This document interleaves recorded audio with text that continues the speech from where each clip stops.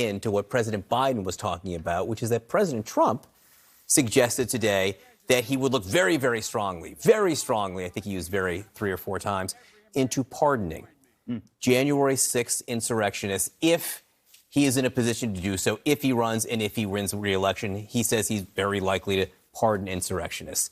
Is that a message that, for instance, Mitch McConnell or other people in the Republican Party or who want to take back the Senate, is that a message they want to hear? No. I mean, this is looking backwards, and it's what Donald Trump wants his next campaign to be about. He wants it to be about relitigating 2020, righting the wrongs, in his mind of how it was taken away from him. I mean, just this week he tweeted that he thought he should either be reinstated or we should have a new election right now.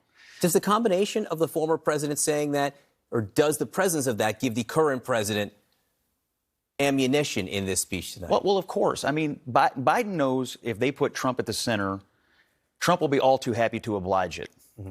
And every day we spend talking about what Trump's saying and how Biden is framing it.